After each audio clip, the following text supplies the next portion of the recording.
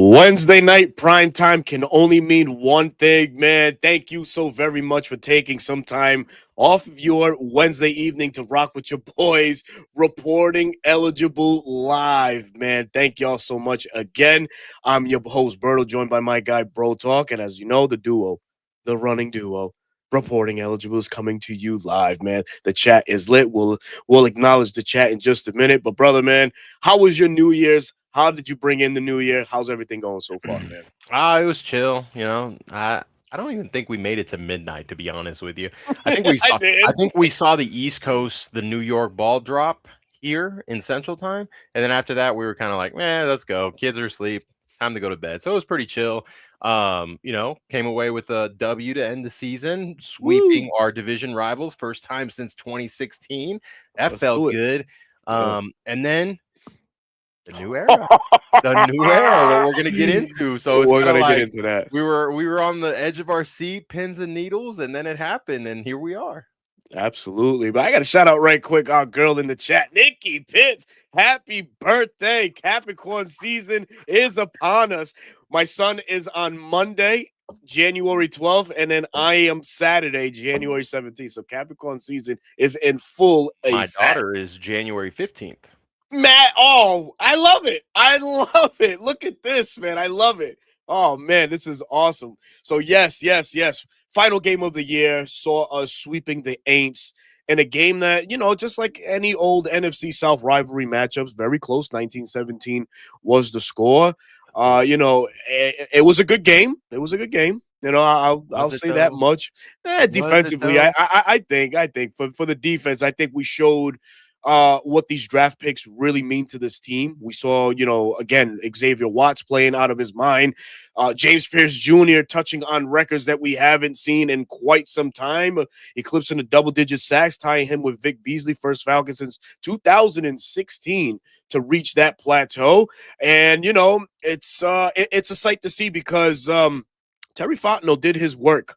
He left us these gifts, a parting gifts that is Jalen Walker, James Pierce Jr., Xavier Watts, and we'll enjoy Billy Bowman when his time is back and ready.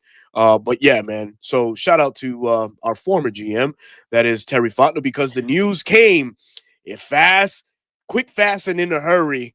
Maybe 3 hours, 4 hours after the game, heads were rolling. The first one to go was Raheem Morris. And you and I was just a quick exchange, and it was like, Raheem got fired. Oh, man, maybe Terry will be safe after all. Terry got fired. Oh, what the hell is going on in Atlanta? But your thoughts real quick, man, on these expected departures in Atlanta. So I was in bed when this happened. I was getting ready to, call it a night, not expecting it to happen as fast as it did. When Arthur Mm, Smith got fired, he had just mhm, gotten his butt kicked in New mm, Orleans. And so did. we were all kind of like, this is it. This is over. He needs to go. And then it happened late in the night. Well, it wasn't even late into the night. It was the night. And then boom, breaking news. Raheem was fired. And like you said, we talked to each other on the phone, like, oh my gosh, it actually happened. We didn't think it was going to happen. We thought Arthur Blank would, stick to his old ways, 4-game winning streak. Hey, you know what, Raheem, you got the players playing, blah, blah, blah, blah, blah. We're like, all right, good, cool, click. And not even 30 seconds later, I call you, hey, Yeah. they just fired Terry. And you were like, what the hell? Yeah. It was kind of like we didn't know, right? Hmm. Because we've been in these situations before where it's like Arthur uses these things as excuses to keep these guys around because he doesn't like change. He doesn't like to rip a band-aid off. He likes the continuity. You may have Hmm. seen, he may have seen what the players were seeing. Hey, we love Raheem. And Raheem is well respected, right? There's Yeah. no doubt that everyone in the league, the locker room, the even ownership respect him. Even as fans, Hmm. frustrated as we were. Oh, already got a delivery. Thank you. I'll keep going and then I'll show the chat. Thank you. A Um, W. and we already see he's already getting interviews, but Hmm. to see it happen as quick as it did, I was shocked. It just Me feels like too. Arthur is going, like he's taking a different approach. We saw the Sportsology group doing Yeah, like give a fat stack of analysis of what their football operation was, and that kind of already told you that I think Arthur already had his mind made up. I think so. even though the 4-game winning streak happened at the end, think about it. Mhm. Think about the butterfly effect, right? Mhm. One game, you win one of those close games. We're Mhm. talking about Raheem Morris probably still being the head coach. We're preparing for a playoff game, hosting the LA Rams again in the Again. Benz, right? Right. And so we would be thinking, hey, we can beat this team again. We did it. Can we get to the divisional round? Okay, now can we get to the NFC Championship game? Like it would be completely different. But nonetheless, we're here. Things happen for a reason. Raheem, thank you for your time here. Terry Fontenot, thank you for the last 2 years, right? It was a bumpy Mm. road. A lot of people do not like Terry. Do not like him. And I'm not talking about just fans. I'm talking about Mhm. people in the media. I'm talking about Mhm. former players. Apparently, there was a form of arrogance coming in, Mm. from Terry Fontenot. So Yeah. fresh start. Apparently, and I listened to a podcast earlier today. Apparently Terry was continuously lying to Arthur's face of things that he was going to do, and Arthur entrusted him. Kirk Cousins happens, right? Michael Penix happens. We've heard Michael Penix was maybe Arthur Blank, but nonetheless, you Mhm. spend all that money. Now you're back in the situation of what's your quarterback room look like. It just feels good because then what happened Monday? Tell the people what happened Monday. The very next morning. Whoo! It The didn't even. very next It morning. literally was like 10 hours later. Yeah, we wake up to the news of Rich McKay stepping aside from football operations, being shown a whole different side of the business. And this is where the door opens for Matt Ryan to come in and become the president of said organization, the Atlanta Falcons, which, for some, it's like, oh man, what experience does he have? But I think none of that matters because the common denominator is McKay is gone. McKay is effectively removed from anything having to deal with football operating moves that as we all know, he's had his sticky fingers within the organization still, even though Arthur Blank white lied to all of us saying, oh, he's not a part of it. This is, Raheem, this is Terry. Yeah, no, the truth finally came out with him being gone. Now this team could hopefully get over many humps, and with coaches, with personnel decisions, draft decisions, things could hopefully become more clearer and not have that outside noise just yapping, yapping, yapping, and just convolute what's going on within the flowery brain. So I was happy to hear that about Rich McKay, him stepping aside, man. That long letter that Blank put out to the It just fans. it just feels like he's taking a different approach. Like he's He tired of it. very much is. He You is. know what? I gotta, and he's a businessman, right? In Hmm. business, if you start failing, you gotta self analysis. You got to get someone from the outside, which he did, to Hmm. analyze your said business and figure out what you need to do to fix it or try and get in the right direction. And that seems like Yeah. what he is doing now, creating Hmm. that position of president of football operations. Which Hmm. Bones asks, when is our interview? Did you get a call? I got a call, but apparently they told me like, "Hey, you can come in, but there's a guy that used to be here in All Flowery out, Branch, baby. and he used to wear the number 2. He's in the Ring of Honor. I don't know about your chances, but you can call and check in." I said, "You know what? This is Matty Ice. This is Matty Ice's thing." And it's funny to see them say, "Oh, we're going to interview him, and then we got to interview this Yeah. person." Anyway, Yeah. it's just Yeah. abiding by it, but we all know Yeah. it's Down. Yep. Matty Ice's position. So to your point, to get Rich Yep. McKay out Hmm. and then bring someone in, maybe he doesn't understand the business side of it. Maybe he does because maybe he's been, talking to Arthur Blank behind the scenes. We don't know. Mm. But he's a football mind. Like he Mhm. was in the game. He understands what to look for in players. He brings a Mhm. style of leadership that Rich McKay did not have, right? And he's Yep. going to demand a lot from the GM and the head coach, which in the letter, right, they report to him. So now instead of reporting to Rich McKay, who's a businessman, you're Mhm. reporting to a future Hall of Fame quarterback on what you think should be done for said team. Right. And remember those reports saying that he wanted to work at CBS and do this? Yeah. It was cleared out. He would Yes. he would Yes. solely focus on this because he still has a home in Atlanta. Yeah.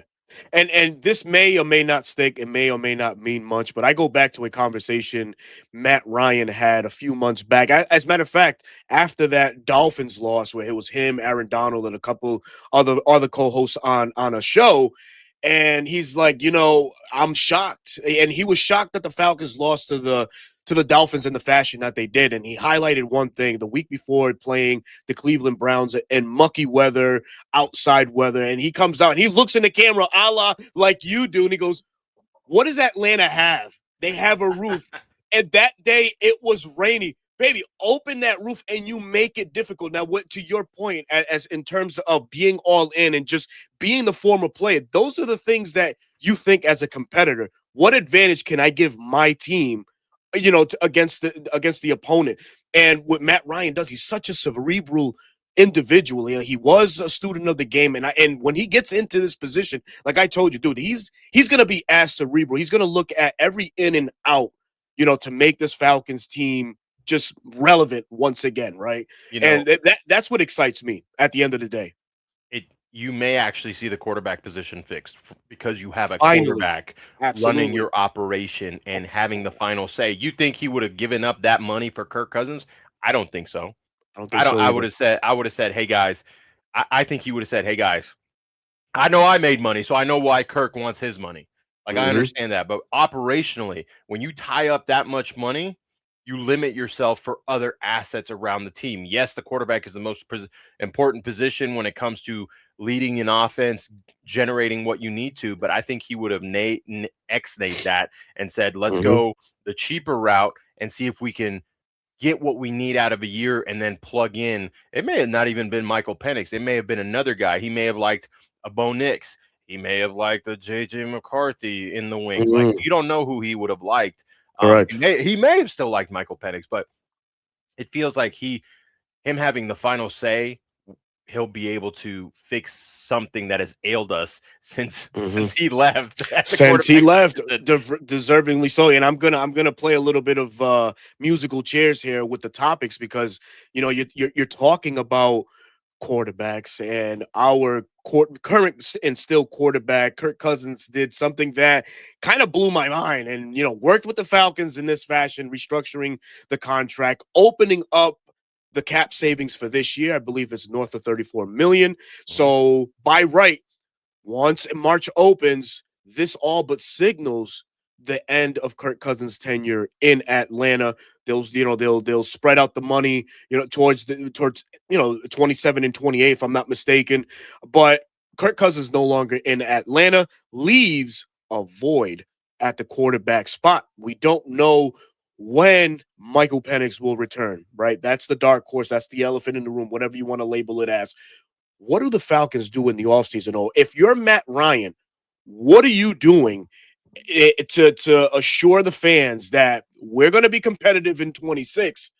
That we have some cap money now. Is there something waiting in the wings, you think, Matt Ryan coming into Atlanta and just making a boom right off the rip? Like, we're not fucking playing. This is what we're doing. I don't think so, because I don't think we still have holes on the roster overall that I think that's where Terry fell short. He felt like we were one player away, whereas he failed to build the depth of a team, right? Injuries, finding assets like he did with Divine Diablo. So I don't think we're quite there. I think it all depends on who your head coach is, and then him and the GM and Matt Ryan deciding, okay, who fits the style of offense we want to run, right? If it's a West Coast guy, it's probably someone like a Mac Jones, right, who's going to hit the market, or even Malik Willis, right? There, and then that begs the question: is like, okay, then they start having that difficult conversation. Is okay, what do we think about Michael Penix? He's coming off his ACL injury. He needs footwork. His footwork needs help. Yeah, he needs all these things. But when you have Matt Ryan, and depending on who your head coach is, you may be able to retool him and still make it work, right? He's still on a rookie contract. You want to try and win while he's on that said contract, but you just don't know. When a regime changes, a regime ties themselves to a quarterback. And when that regime changes, well, there's that uncertainty with that quarterback. We want Michael to succeed. We want absolutely, him absolutely. But we just don't know, right? There's a lot of unknown questions, and maybe we'll get some answers tomorrow, because tomorrow is Arthur Blank's presser, which I thought he would have already hired Matt Ryan. Me too, man. Damn, he would have been with him at the presser, right? Right. But it's just going to be Blank by himself. Maybe his son is up there. That would be shocking if his son's up there, because then that kind of tells you, okay, Josh, He's He's grooming. he's grooming him Yeah. to take over the ship, right? We talked about this. We think Arthur will hand the keys over after the World Cup or potentially after the Super Bowl that's going to be in the Benz. I Yeah. think it's in 28. 28 and 28. A lot of things are just pointing and trending in the right direction. And by far, if now's the time to be a Falcon fan, because I mean, and that's not the question anybody's fandom before this, but when you hear the name Matt Ryan, everybody's ears go like this, because obviously Matt Ryan success is very much a part of that name and what he's been to in Atlanta. So I for sure am exciting. I'm not, overly happy, of course, like most of us are, that we missed the playoffs, right? We were just a game or two away, you know what I mean? The Jets game, for example, that game there, we wouldn't be having this sort of conversation. We would be having wild card Saturday or Sunday conversation on who we're playing, and we go from there. But obviously, you know, things have drastically changed since Sunday. Now, obviously, there's a void at head coach. And obviously, like you mentioned, when that said head coach does come in, obviously working alongside which we all assume is Matt Ryan, a QB decision will be made. Head coaching, right? Very pivotal, very important. 2 years ago, there was an attractive bunch of up and coming minds, solid veterans that were available. All through came through Flowery Branch. We ultimately decided to go with Raheem Morris, obviously. This time around, brother, I think there's maybe better options, if I'm being correct. It's Better options it's at the head just as coaching position. it's just as good as it was 2 years. And early on, we didn't think it was going to be. Not even close. And just to remind, I obviously Clint Kubiak was going to be at top of the list on everybody's list, but Jeff Halfley, Chris Shula, a lot of those guys are now up and comers. Those are probably the names that were tied to some ball clubs, right? Because there wasn't a lot of clarity towards the middle of the season on what vacancies were going to be had. Now that the vacancies are, in front of us, there are more names now available. And hold on, Saturday, we could see even more. Sunday, we could see another one. We're all waiting. We might be doing the bear shuffle on Saturday night, because We're bear there is, downing. That's what we're you doing. know it, man. And also, Mike Tomlin is another name, but we don't know. We don't know. But we listen, we got to put that name out there, only because if he does hit the market, man, it's the winningest coaches. Three of them will be available in LaFleur, John Harbaugh, and Mike Tomlin for their respected organizations. Where are you leaning more towards? Are you going the offensive route, or are you still staying defensive minded and targeting one of these up and comers? No, I think you have to go offensive minded this go around. I I think you agree. have to get someone that is in the know of what the Hmm. trend is right now to beat Hmm. these elite defenses, right? That Vic Fangio style defense, that Chris Shula style defense, that Mike McDonald. Oh, breaking news for you Hawk fans. Where did he go? Where did he go? Okay, this isn't a basketball channel. I'm not No, even a Hawks fan, but that's that's big crazy. shit. That's crazy. Anyways, That is big stuff. you want to find an offensive mind that can beat Mike McDonald's defense. That is a sound defense, right? A Jim Hmm. Schwartz style defense, a Vance Joseph style defense. Oh, he got to go where he wanted. I heard that's where he wanted to go. So, Good stuff, um, man. so I think it's an offensive mind. If I had Hmm. my list, right, it all depends, like you said, on when do they play? Saturday or Sunday? Saturday. Is it Saturday Saturday? night. Saturday night. The Bears. Is it? I believe Saturday night at 8, baby. So we have two NFC matchups on Saturday because it's Panthers, Mhm. it's Rams at Panthers, and then That's on Sunday, is it? if I'm not mistaken. I'll pull up the playoff schedule, but go ahead. Give the Anyways, folks what so you're this thinking, man. weekend, right? So we're all Bears fans because I truly think if they were going to give him an extension, it would have been done. Like you don't wait to the end of the year on giving a guy that you want to continue to be here. You don't wait to the end of the season and let him hit the market. That extension would have been done. So that's kind of pointing in the direction of we're going to move on from LaFleur and we're going to probably promote Halfley, who a lot of the fans love, ownership Hmm. loves. He's built a defense, a culture there. Um, if he is let go or they part ways, he is immediately the top favorite, and he's my number one guy. If I'm being honest with you, he's got the relationship with Matt Ryan, so that there's the tie there, right? He was Mhm. his quarterback's coach back in 2016, right? We all Mhm. talk about he should have been the guy promoted after Sure. Kyle. That was Dan Absolutely. Quinn's, Mhm. first mistake, and a long list of them. LaFleur could come back and right the wrongs of Dan Quinn, right? He is such a savvy coach that I feel confident in him being able to, brother. You have Bijan and Drake London. You tag Kyle Pitts and you bring him Oh, back. He and we have the now money now to tag him. we do. Now you Mhm. may have to retool the offensive line because he does run Yes. both gap and zone And schemes. so yes. So that would be exciting for me and a couple of viewers here. We've been preaching, gap scheme that we wanted. So Mhm. and that also raises the chances of Jeff Ulbrich returning because they also Absolutely. have Buddy, a buddy. relationship. Now Yep. we do have to see if Salah gets a job. If Salah gets a job, most likely Ulbrich will follow. That's normal, right? The next Sure. guy on my list would probably be Stefanski. And I think that's an Ooh. unpopular opinion throughout the fan base because they look at Cleveland, oh, the quarterback Mhm. situation, oh, he's arrogant, this and the other.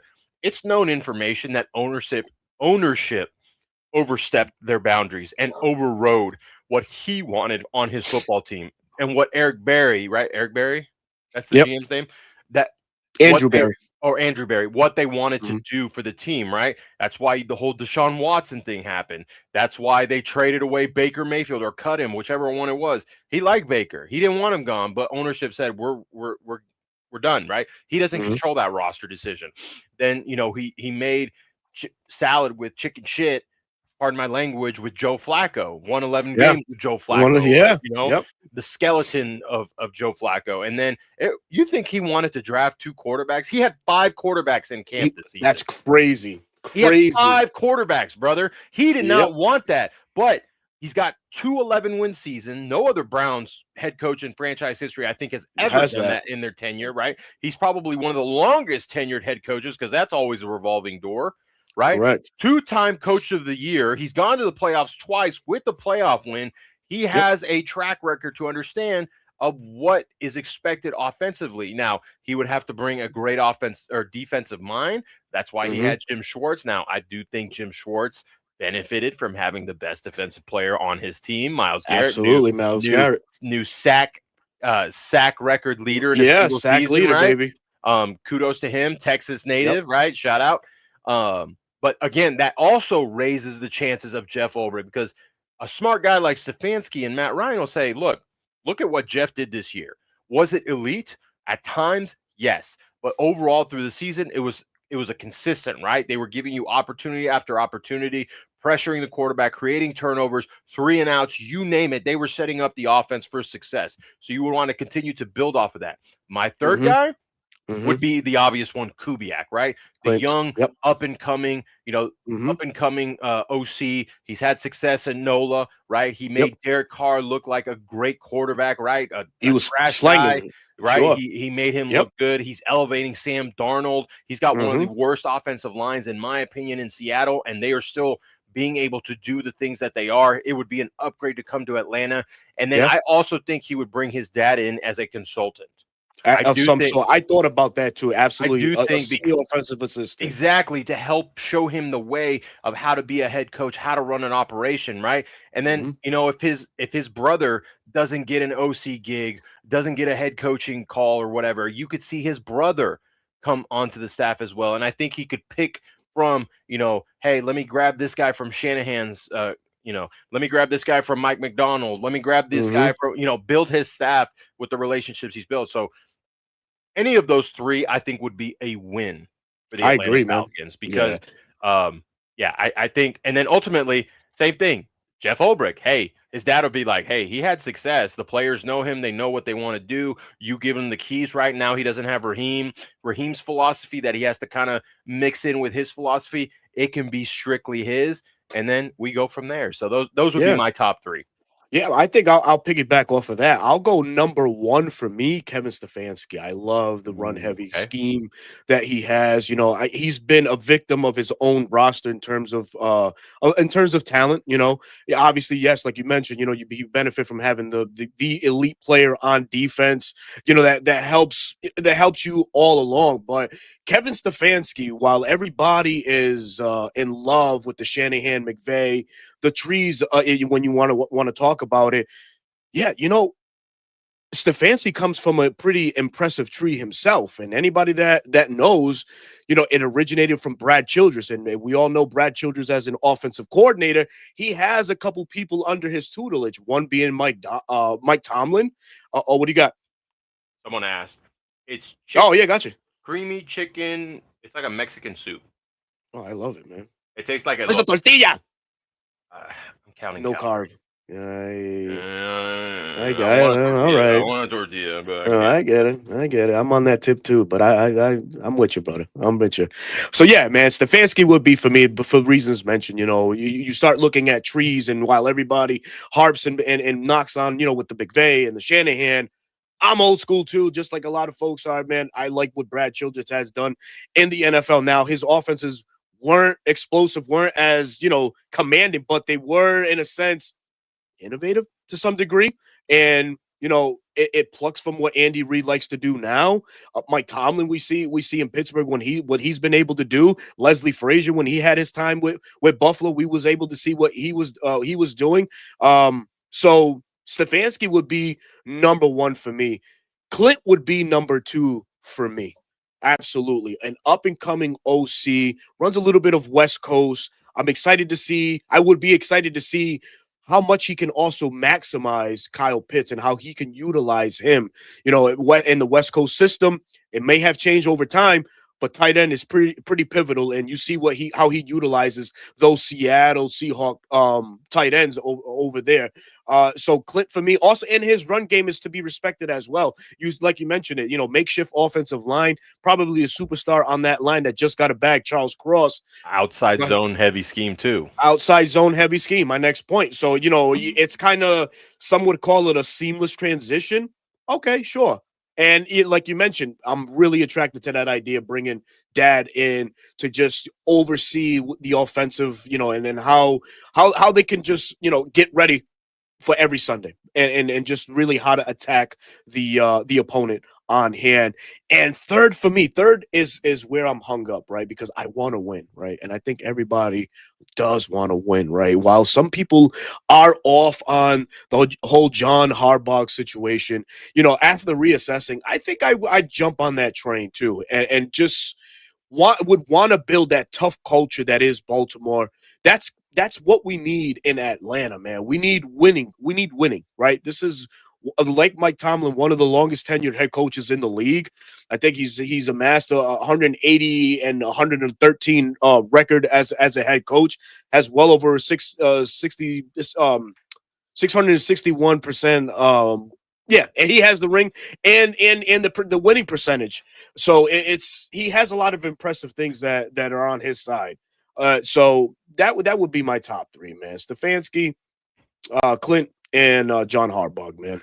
I'm a little turned off by John Harbaugh, Sure. just for the fact, like, you saw what happened Yeah. when McDonald left. Yeah. It was a huge drop off, and Zach Orr is a brand new defensive coordinator, and I don't want to, Yeah. poo poo on him, right? He's No. learning, right? But we talked. Who was the guy on the Baltimore staff that you guys felt should have been a DC? What was his Oh, name? sheesh. Chris Hewitt. Someone that had been there for years, that had been waiting, and he didn't Mm-hmm. elevate him. He elevated a Mm-hmm. former player, Sure. right? And so that's where I kind of question, has he had the luck of the draw with his Mm-hmm. coordinators, right? Mm-hmm. I know the chat's not going to like this. I'm not a very big Todd Monken fan. I'm not. Yeah. I don't No. think. I like what he does at times, Mm-hmm. but I question his situational play calling Mm. at times. And we've And so had too much problems and situational play and calling that here. that turns me away from that, because that was one of the big things. Like, Yep. ownership wanted him to get rid of Todd Monken, and he was loyal to Todd, and that's what you want to do. That's what you want to do. But you got to rip the Band-Aid off. And that's kind of like what we heard about Raheem, right? They told him Mhm. Zach needs to go, and he said no. And you stay loyal to your guy, well, ultimately it costs you your job. You mind if we hit these super chats real quick? Yeah, let's do it, man. So I'm gonna start with this one here because Rod was the first one. Rod, man, thank you so much for the 4.99 bid, man. Appreciate you always being a supporter of the show. He has his guys, John Harbaugh, number one for him, Clint Kubiak, Matt LaFleur, if he's let go, Kevin Stefanski, and I'm assuming that's Chris Shula at number 5. All great names. I will probably shy away from Chris Shula more than anybody on this list. But everybody else to me, I didn't mention Matt LaFleur, but he's up there too, man. He's up What you there got too. against LaFleur, man? I don't have anything against LaFleur. I think he's a good developer, man. He's had great teams. His offenses are innovative. Sometimes I feel like he's predicated more on speed on his offenses, and that's something that we don't have a lot of other than Bijan Robinson. So what would a Matt LaFleur offense look like here in Atlanta with his obvious needs at the wide receiver spot and, of course, maybe tight end? But go ahead. Look at this. Do you know what the one knock on Jordan Love is as a quarterback? Um, Not necessarily. I think he does a lot of the things well, man. It's his footwork. He does a lot of It's his fadeaways. footwork. He throws off his back foot a lot. That's true. Yeah, Okay? for me, I always thought he was trying to mimic Brett Favre in the way that fucking Favre slung the thing around, being He under him for so long. he can work with a quarterback with footwork problems. Just saying. I know, and we have one that's needs a little refining in the foot area, and that's no knock towards him. It's we say this, or I say this with a heavy heart because the young man really hurt his chances of refining his footwork. This And offseason, yeah. with this offseason, and you know what, I have to say this too about Penix. Yeah, his footwork needs to be, it needs to be refined, and I think that's part of the reason why during the season this year, I don't think he was that confident with certain throws because So I felt like he's had what two ACL injuries, or so he's always had lower leg injuries that derailed his season. So so where's his confidence at yeah, in his base as a quarterback, right? yeah. So If that's fair to say. I heard, and you went to camp. Mhm. What was it? Multiple days, right? Yes. So I heard that if Michael had a bad pass or he Hmm. threw a pick, Hmm. he kind of got mental with himself and he was kind of off on his own. Hmm. Kind of got in his head. Can you attest to that? Do you remember seeing that?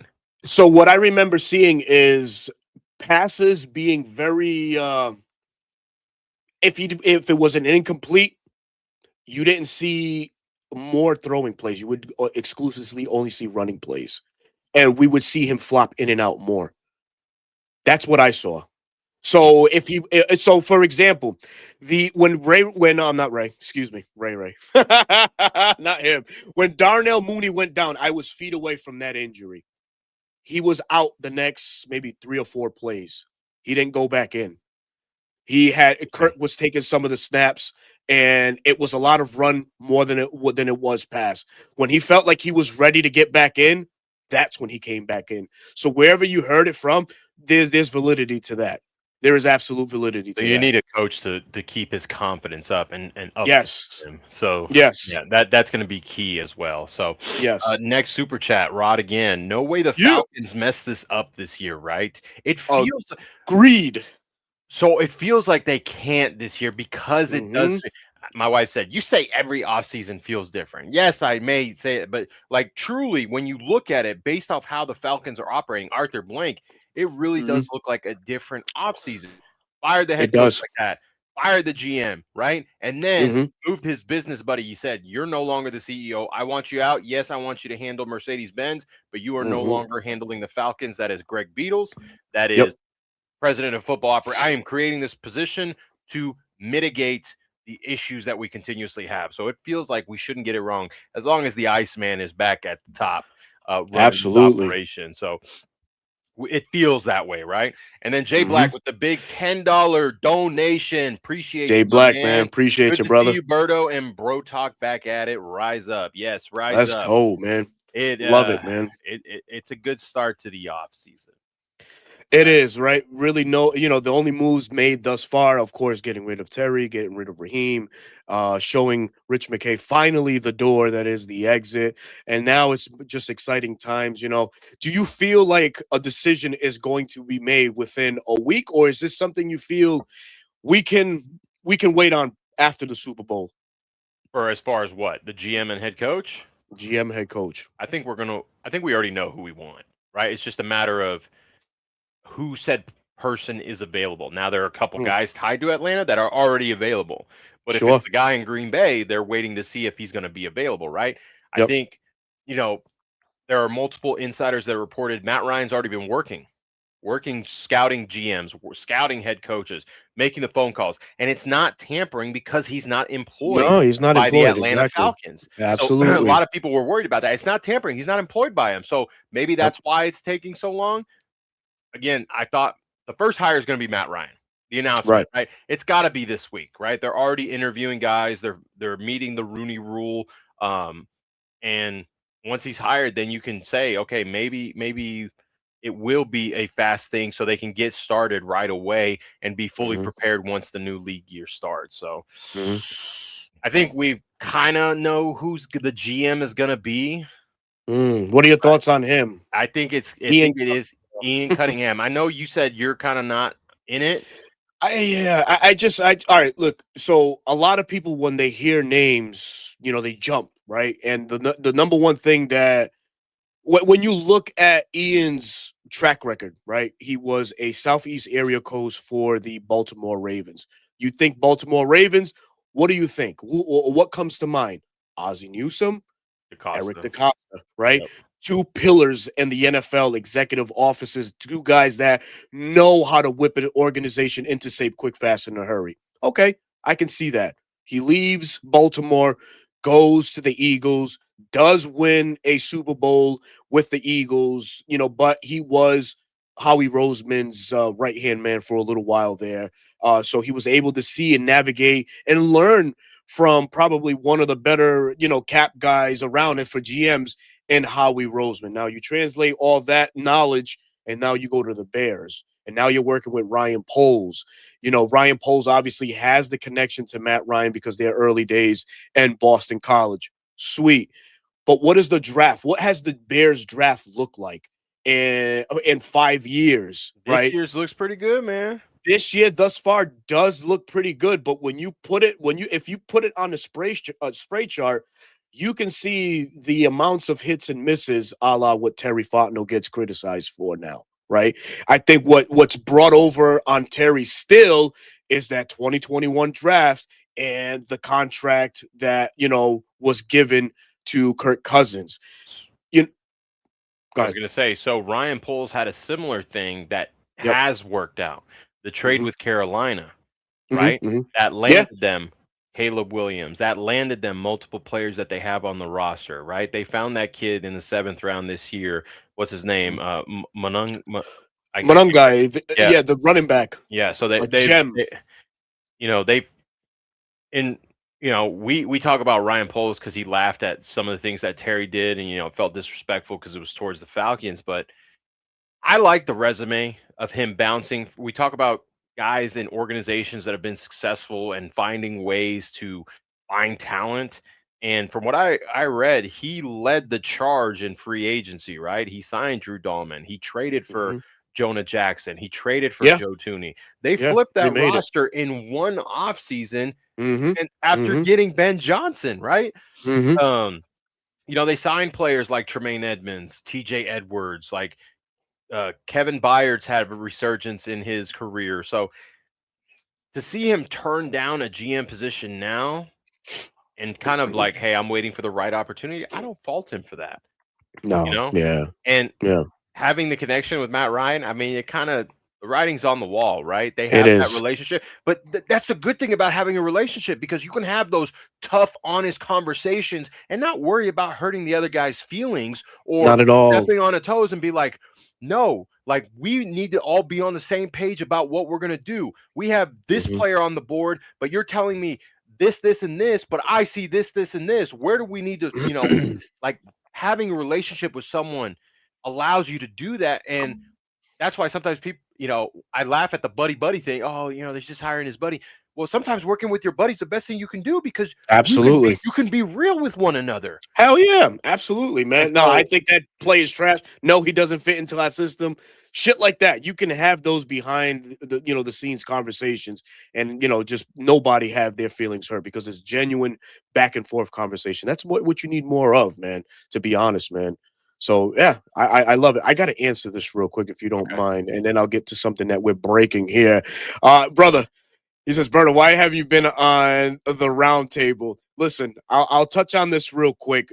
I did have to make my exit. I had some real personal things going on with me for quite some time. I'm just now making my rounds back into this lovely space. Bro Talk has manned it down on the NFC South roundtable, and I don't feel like coming in and messing up the chemistry. So yes, I bowed gracefully and allowed and just gave that spot to my guy, right? And I think he's very deserving. And just be prepared for the shit that he's going to lay upon any and everybody on the NFC South roundtable. While I do express sincere gratitude to that organization, Roundtable Sports, Richie and the guys have built something phenomenal over there that everybody can just tune in and enjoy on week to week basis, whether you're an NFC South fan or just a football fan overall. So yeah, just that face, that superstar right there is what you need to get used to going forward. And because he is such a superstar, here on Reporting Eligible, the duo. I'm just Berto. I'm the co-host. I'm the yapper. I'm the guy with with knowledge, of course, of football. But my guy Bro Talk is the in and outs. He knows what he's talking about. We just broke the 1,017 eyes mark, something that I think only one other time before on a joint live stream we've ever done. But for our shows collectively, Reporting Eligible, coming to you live every Wednesday night at 9 p.m. Man, this is great to see. So thank you so very much to every single one of you viewers. It's a lot taking time away from family to come watch the show. But if we can ask just a little bit, please like and subscribe to the platforms, the 95 North Falcons Talk Show and at Dirty Bird Central. Right now, you can see it on the clicker down below. But back to our favorite team, the Atlanta Falcons, who are just doing exciting things already. Begs a different question with the exits of course, Raheem and Terry, more specifically, Raheem. With new regime, everybody's out. But who, Bro Talk, are you keeping from Raheem's all the old regime? Is there any coaches in place currently now that you're like, ha, do whatever it takes to keep that individual in Number one Atlanta? is Nate Ollie. You do not break the Oof, chemistry that he has with his young defensive front. Like, you keep that man. absolutely. He was a big reason that these young guys bought into what they were going to do on defense. Nate Ollie's number one. Thank Uh, you, C. Doug. Number two, I kind of want to keep Jeff Ulbrich. Like, Oh, yeah. I do kind of want to keep it because we talked about it, I think, last show. Like, how long has it been since we've had a defensive coordinator 2 years in a row? It feels like Mm. forever. Forever. It's been 1 year after the other, after the other, after the other, right? We had that 1 year with Ryan Nielsen. Oh, let's keep Oh, Ryan man, Nielsen. let's Let's keep keep him. Ryan Nielsen. And then boom, Yeah. that Mhm, change happened. And that was more of him taking a job because he was unsure if he would be retained. And I don't blame him one bit. I mhm. would bring back Ulbrich. You bring back Ulbrich, you bring back Nate Ollie. You bring back Petrie, the running back coach. Oh, I Matt think just he's said it here. I Oh, think he's done a man. phenomenal job. I think he's done a phenomenal job. Now, the only way I would keep Ledford is if you remove the running game coordinator title off of him and say, Ledford, I want you to just strictly focus on the Yep, offensive line.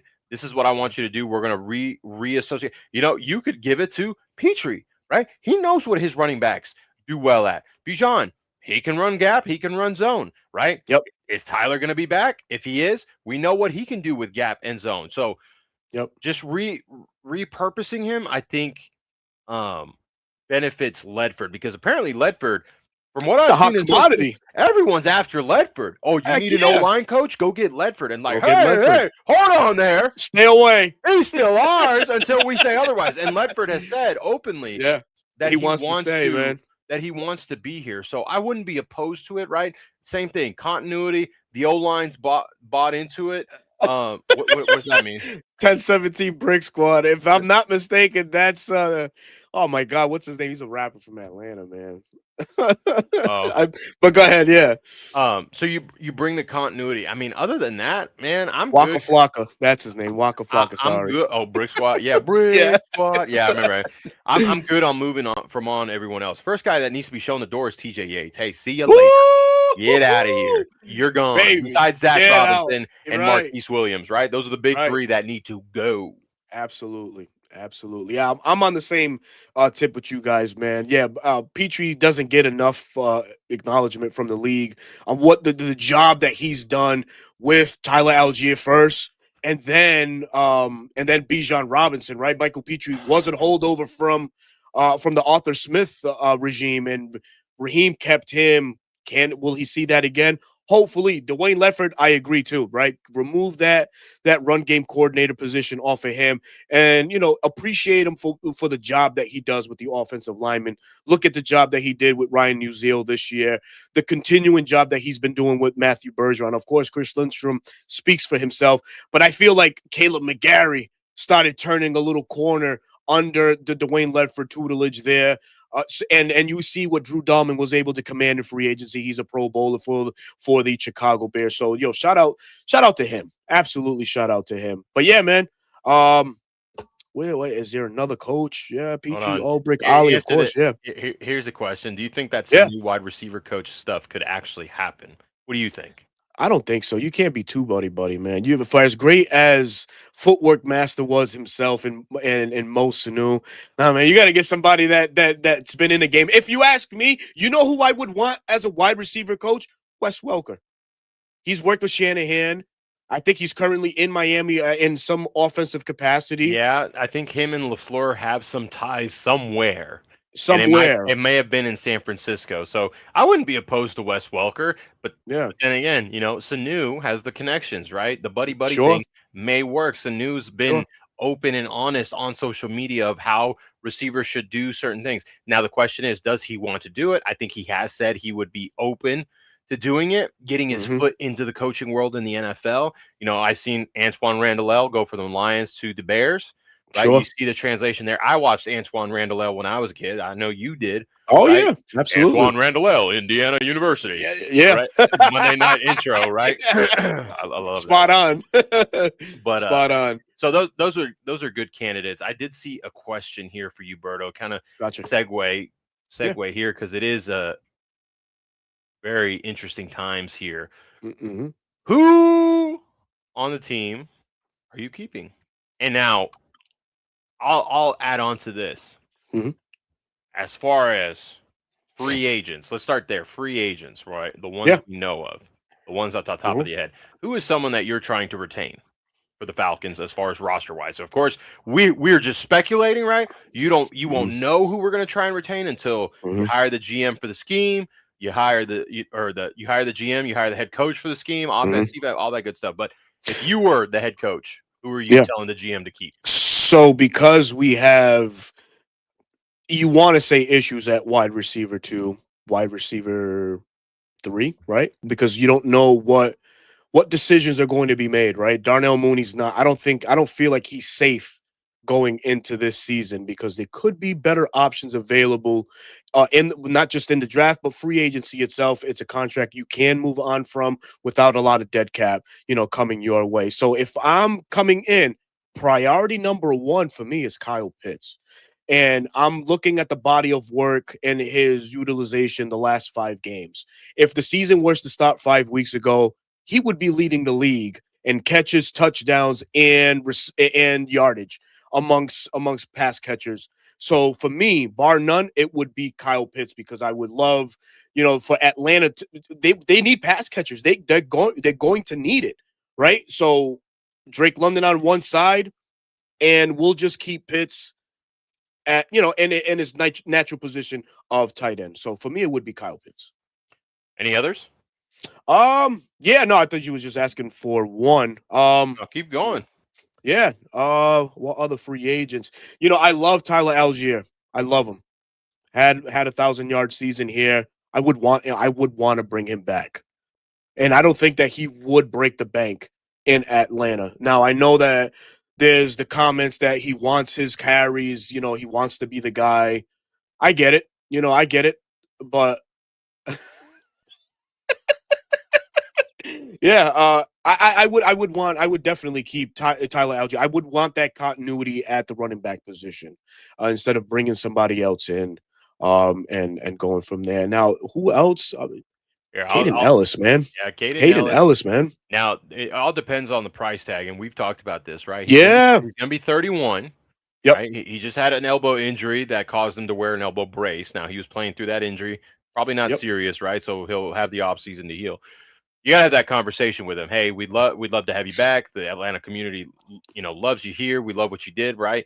He's one of the most versatile blitzing linebackers. You can move him around, especially with Divine Diablo still under contract. You can keep Mhm. that duo there. I think he's there. D. Alford has earned himself a nice little contract. I don't think it'll break the bank I don't think so either, but I that's a think you good can name. sign him for at least a 2-year deal, right? For a Mhm. little change that he would, I'm Mhm. sure, gladly accept. Now, whether he probably wouldn't, he might start the season, right? That Billy Bowman's still going to be recovering off that Achilles injury. Hey, man, I appreciate you. Appreciate you, brother. So you sign him there. He's definitely earned himself, and that's why it's so important to retain Jeff Ulbrich, right? Because he flourished under Ulbrich. It's just coaching matters, right? We say that. Hell yeah. You see 1 year under this defensive coordinator, we're all like, get him out of here. He stinks. He sucks. And then you see what happens the next year. He gets his redemption arc and balls out, and came up with a crucial interception in this last game Mhm. to help us He win. did. Oh Um, man, he's grown as a player. He's grown he as a he corner. he He has. really has, man. Man, as far as like other guys retaining, I think Tyler Algier, I hate to say it, Yeah, I think he's going to sign somewhere else. I think so too, but I I would think want him. Minnesota, Dallas, and Kansas City are all destinations I think he could land and take over as that number one running back spot, right? Dallas Yeah. is cheap, so they may not pay him the money he wants. But if Mhm. he gets running back one spots, I think I would love to see him, next to Dak Prescott. You guys know how I feel about Dak. I think he would Yep. flourish in that offense, and the Cowboys notoriously have a good offensive line there. Um, Kyle Pitts, I was just looking at the numbers. The projected franchise tag for a tight end is 15 million. Okay. Yep. I ask you, friend, is he worth more than David Njoku a year? What's David Joker make? Oh, He's he's in making that 16, right? 13.6. Oh shit. Mark Andrews makes 13 million. Jake Ferguson just signed for 12 and a half this offseason. He's in that Jake Ferguson plot. So he's right there. TJ Hawkinson makes 16.5 million. No. I will not take draft status, seasons of receptions and numbers, any of that into consideration. What I will take into consideration is consistency and how consistent that you have been. Some would say posting back-to-back 600-yard seasons is consistent. I beg to differ to some regard.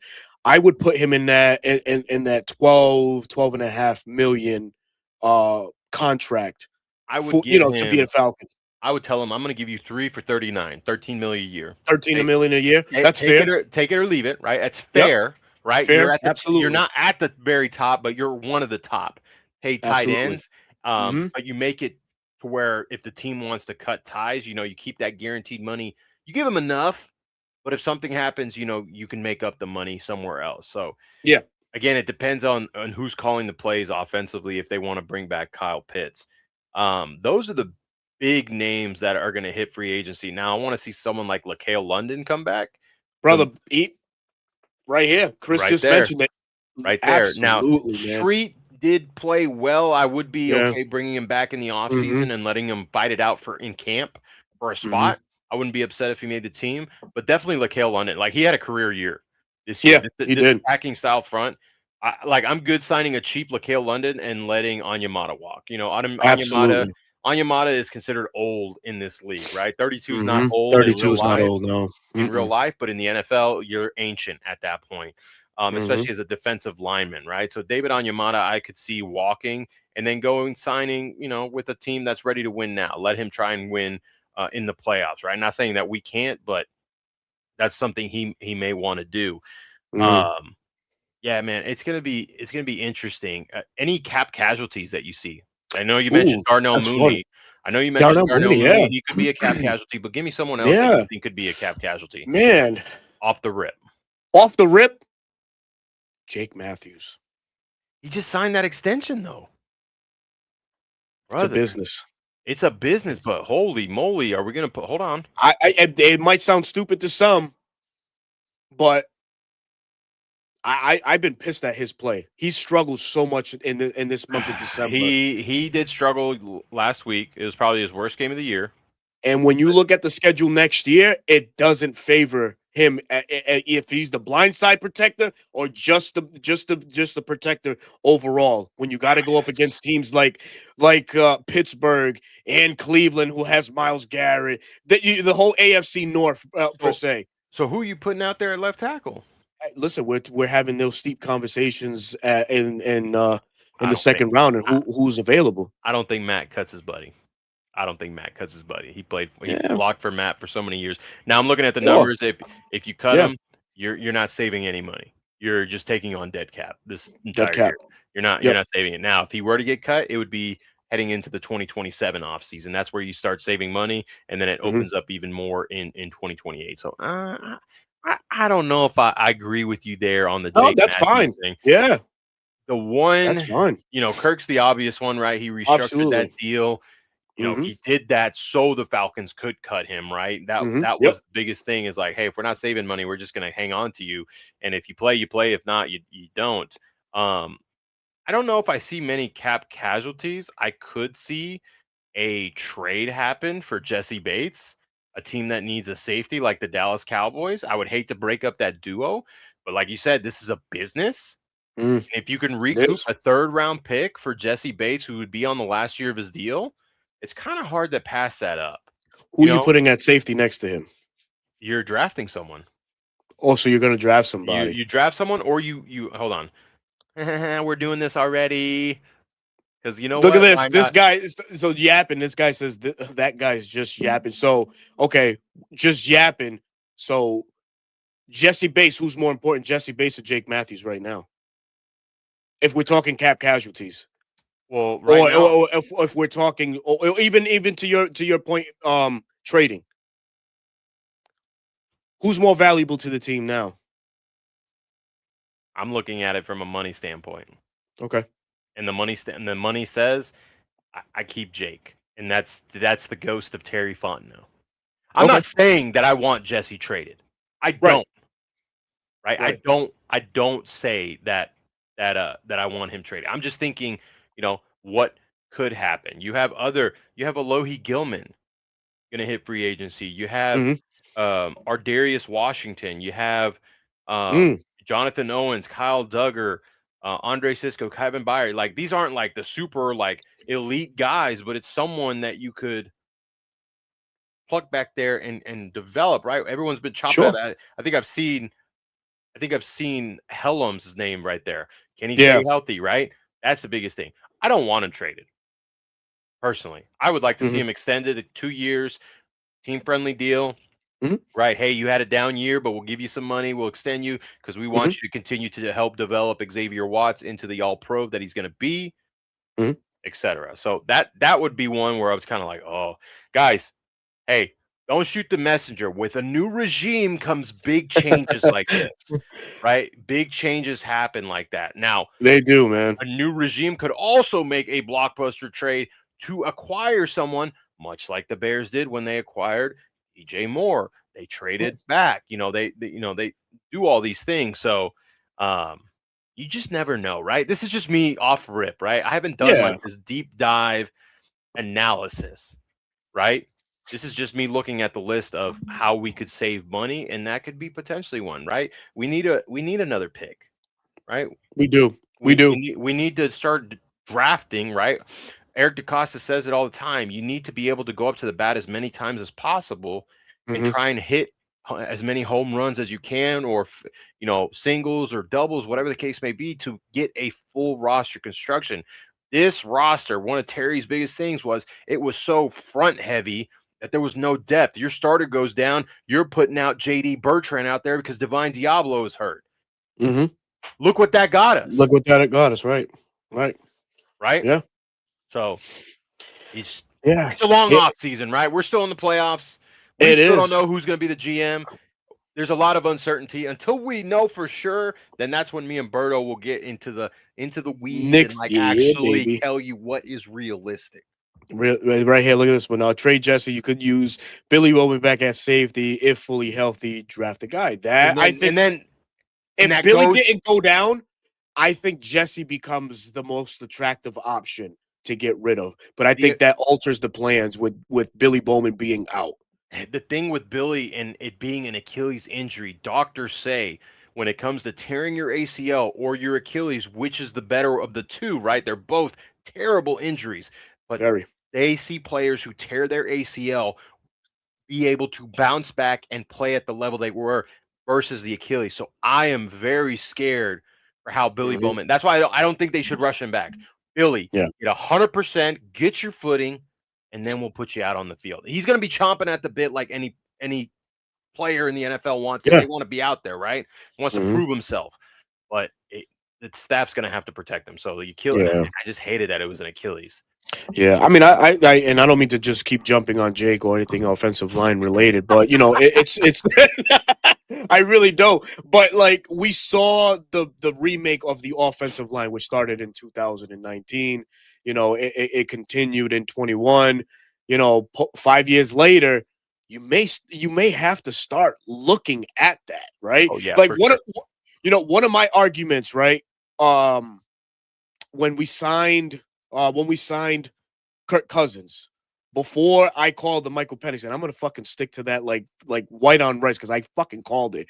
But I was also saying shit, you just signed a $180 million quarterback. You got to protect that investment. If Joe Alt is there, draft Joe Alt. Yeah, that would have been Joe Alt. Right? Hindsight. Yeah. Hindsight. You have a Hall of Fame offensive tackle right there, and he fits in seamlessly. The problem is that this coaching staff was okay with Caleb and okay with Jake. That's the problem. That was the problem. Let's say we started that year with Elijah Wilkinson out there, you're thinking to yourself, yeah, we need to get an offensive tackle like ASAP. Right now, there you get him. But the last thing before we wrap up, this could be that blockbuster thing that this franchise does. Matt Ryan was the beneficiary of having a big center signed in Atlanta. Alex Mack, baby. That was a game changer bringing in Alex Mack. It would be a 100%. Game changer to having Tyler Linderbaum here in Atlanta next to Chris Lindstrom. It would help elevate Matthew Bergeron, who had a down year, right? Yeah. He didn't ascend like we thought he would, but it would help him. And then you still have Nuzeel as your backup, who can also play guard. And there's your depth, right? That we've been looking for. But anyways, that's all I'm gonna say. Berto, I'll let you wrap. Yeah, no, that's all good. And here, Matt throwing us a little bit of some knowledge too, worth mentioning. Matthew Bergeron was a tackle coming out of Syracuse. Stop. You don't know. Listen, you won't know until you try it. No, but you got to exhaust all avenues. You got to exhaust all of it. Oh, would you stop? You got to exhaust all your options, man, before you go and making any drastic move. All right, I'll give you, before we wrap, one intriguing free agent, which I know we'll probably dedicate a show to, down the line. But before we go, one interesting free agent you would like to see in a Falcons uniform, not named Tyler Linderbaum, because honestly, we don't know. Okay, I'll give you one. It's kind of under the radar. Yep. I'm pretty sure he's a free agent this year. Yep. Do you know who I'm going to go with? Oh, man, I don't. I'm anxious, though. I think he is. I could be wrong. He could still be under contract. Let me ask, AFC or NFC? AFC. Okay, good. Let it rip. AJ Epinesa. Hey, I love AJ Epinesa, man. I wanted the Falcons to trade for him, man. Well, during the Nielsen era, I of think he's course. under. I think he's a free agent this coming year because he signed an Mhm. extension when Raheem got hired. So it's been 2 years that he got his extension, and I think that's it. I would love to see him not as a starter, but as a depth player that can give you good reps and play Mhm. some good pass rush downs when you have your NASCAR package or you need a big nickel package. That is someone I have liked how he has developed since entering in the league. This fucking kid. Get ready, baby. The 49ers, bang, bang, Niner gang this weekend. Exposing that fraud. Oh man. Exposing that Oh fraud. man. Oh brother, man. Listen, I'll give you this name and then we'll wrap it up, right? Not a sexy name, right? But I think does get overlooked in on this NFC team. We do have a small exit of some sort. Kareem, we don't know his status if he's going to come back. Obviously, AK 47 or whatever 17, whatever the AK fuck his number 17. is, Yeah. whatever. He's out the door. Um, Braylon Trice, we don't know the status on what next year is going to look like for him. I would take a flyer on Kingsley Igambare from the Green Bay Packers. He's a hustle defensive end, a high motor guy. Uh, I think he gets lost in the shuffle because the Packers do have some go getters at that edge spot. With Rashawn Gary and of course Micah Parsons and Luca Van Ness too. That's another guy that's rotated in there. Lost in that shuffle is Kingsley. Coming out of South Carolina, I did appreciate his game. So he's going to hit the free agent market. I don't know if he'll command a lot of money, but if he's one of those guys that you could bring in, on a 1 or 2 year deal to kind of remake his stock on a team that obviously is going to have snaps at that edge spot, why not? Why not take a flyer on him and see what he can offer? But that's enough. That's enough out of us. Please tune in for that one. That's coming down in the works in the nearest. The futures, free agent targets for our Atlanta Falcons, which is going to be a fun one. And hopefully, all eyes will be on the show as they were tonight. 1,266 of them to be exact. That superstar there has some pull like you wouldn't believe. But bro, talk. Let the folks know where they can find you, man. Okay. First off, don't you ever Oh say this boy. nonsense again. Don't you ever say this nonsense again. Okay. Oh Listen man, here, you gotta buddy. love This it, is man. not a Georgia Bulldog show. Oh Lord. Watch that viewer count drop. No, but if you guys enjoyed the show, like and subscribe to both of our shows. Mine, I focus on short form content at Dirty Bird Central on TikTok, Instagram Reels, and YouTube Shorts, wherever you get your short form content. I'm hoping this off season I can ramp up that long form content for you guys, make another off season video of how I think the Falcons should, Mhm. what direction they should go in. And on Twitter at BK squared 7, like the name shows here. Why? Because I can, and that's what I've been, and that's what I'm going to continue to be. Yay! Oh, I gotta answer this too right here. Jay Black, yes, 65 watching. That's from YouTube. I think the trend now is using X as a live platform to garner and get viewerships too. So it's a platform that's up and coming in terms of viewership. YouTube has been an eyesore to many content creators, really nixing what a lot of contact creators can do, content creators can do, with short form content like you do. Obviously the all 22 thing has been nixed by them. So yeah, YouTube down the line, man, could see an exodus of a lot of content creators not channeling their stuff right through that said platform, but start searching Facebook and X because the viewerships are more organic and they're here every week. So thank y'all so very much. Of course, I'm your boy Berto, host of the 95 North Falcons talk show on YouTube. And obviously you can find me on Bleacher Report as well. Last week was the final assignment post-game reaction show.